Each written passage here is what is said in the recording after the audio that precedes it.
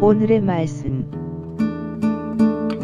예레미야 34장 8절부터 22절 말씀. 하나님 아버지 은혜에 감사합니다. 올해 한 주를 시작하면서 말씀과 기도 가운데 나아가 계심을 감사합니다. 말씀을 묵상하고 있는 각처에 있는 성도들에게 성령께서 이 시간 임재하여 주셔서 성령의 음성을 듣게 하여 주옵소서. 예수님의 이름으로 기도합니다. 아멘.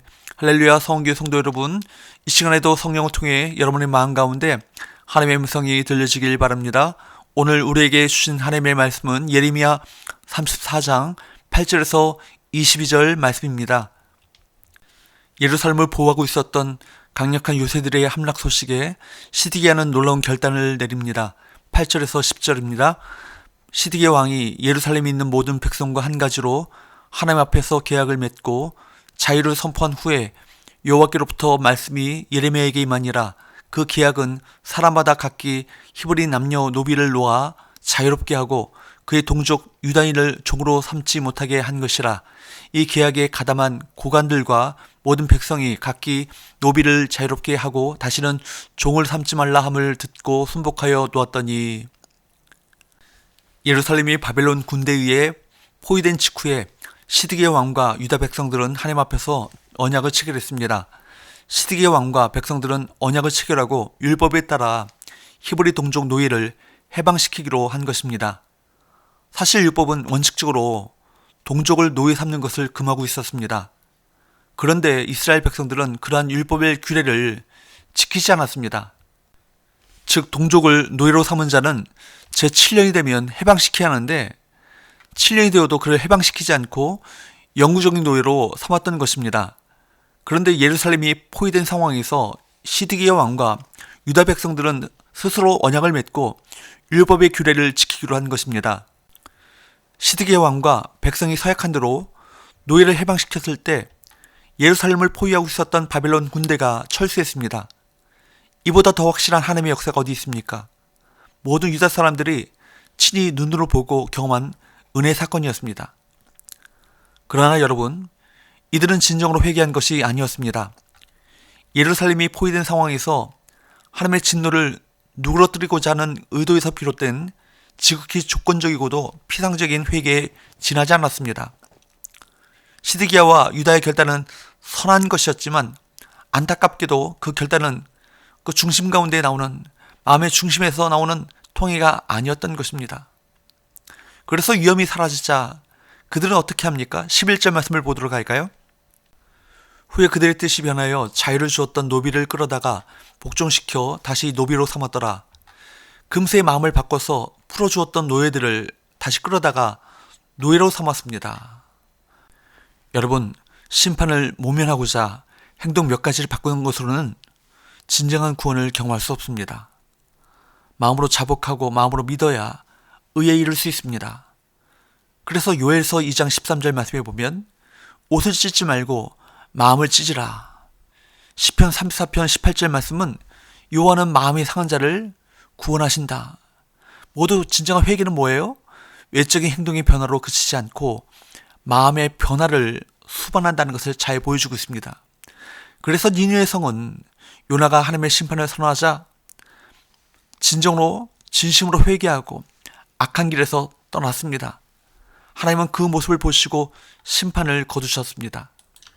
하나님께서는 이러한 그들의 행위를 어떻게 보셨습니까? 16절 말씀을 봅니다. 너희가 돌이켜 내 이름을 더럽히고 각기 놓아 그들의 마음대로 자유롭게 하였던 노비를 끌어다가 다시 너희에게 복종시켜 너희의 노비로 삼았도다. 하나님은 이러한 언약 파기를 그분의 이름을 더럽힌 행위로 규정하십니다. 하나님의 성전에서 그분을 증인으로 세워 엄중히 맺은 언약을 파기했기 때문입니다. 여러분, 사람의 모든 걸음과 행동을 지켜보시는 하나님이 계십니다. 그분은 모든 사람을 선악간에 판단하시고 심판하십니다. 그들은 심판이 지나갔다고 생각했지만 심판은 특정한 시간이 아닌 그들의 마음과 행위에 따라 언제든지 임할 것입니다. 노예 해방 당시에 노예를 소유하고 있었던 모든 권력과 재력가들은 언약을 체결할 때 갈라진 재물 사이를 지나갔습니다. 하나님 앞에 맺은 언약을 깨뜨리게 되면 언약을 깨뜨린 자가 둘로 쪼개진 송아지와 같이 되어 공중의 새들과 짐승들의 먹이가 될 것이라는 맹세입니다. 그들은 그 약속을 잊었지만 하나님은 잊지 않으셨습니다. 그들은 말을 바꾸고 약속을 어기고 자기 뜻대로 행동하면서 부와 권력에 집착했을 것입니다. 그들의 권력과 야비함은 세상을 지배하는 데 유용했지만 동일하게 그들의 몸이 송아지처럼 쪼개지는 이유가 되기도 했습니다.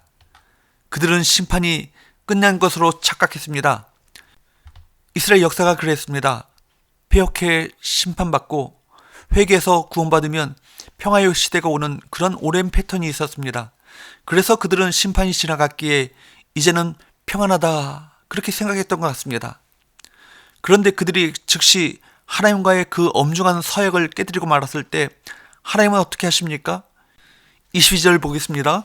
여호와의 말씀이니라 보라 내가 그들에게 명령하여 이 성읍에 다시 오게 하리니 그들이 이 성을 쳐서 빼앗아 불사를 것이라 내가 유다의 성읍들을 주민이 없어 처참한 황무지가 되게 하리라.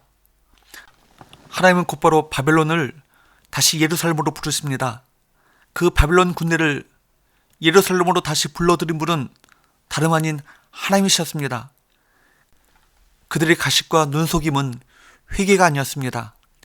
하나님은 우리를 사랑하시지만 우리 거짓말과 가식으로 업신여김을 받으신 분이 절대로 아니십니다. 시드기야와 유다 백성은 위기 앞에서 올바른 방향을 잡기는 했습니다.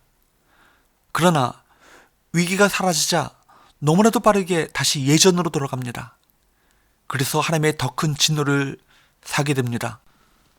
그저 심판을 받지 않기 위해 지옥 가지 않기 위해 믿는 것은 결코 은혜로 구원받은 성도의 태도가 아닌 것입니다. 오늘 생명의 삶 교재를 보니까 이런 글이 있습니다. 제자도의 핵심은 이론이나 사상이 아닌 하나님과의 약속에 대한 헌신이다. 그렇습니다. 언약에 신실하신 하나님께 충성과 헌신의 삶을 살아가는 사람이 주님의 참된 제자입니다. 어려울 때 하나님께 간절히 매달렸다가 일시적으로 상황이 호전되면 다시 하나님과 멀어지는 시드기와 같은 어리석음을 반복하지 말고 마음으로 신실하게 하나님을 따르며 하나님을 진심으로 사랑하는 저와 여러분 되시기를 주님으로 축복합니다. 기도합시다. 하나님 아버지 감사합니다. 오늘도 우리를 지키시고 보호하시고 인도하시는 그 하나님의 은혜를 베푸심을 감사합니다. 나의 나된 것은 오직 하나님의 은혜임을 절대로 잊지 않게 하시고 언약에 신실하신 하나님 앞에 거룩과 충성을 다짐하는 하나님의 거룩한 자녀들 되게 하여 주옵소서. 예수님의 이름으로 기도합나이다. 아멘.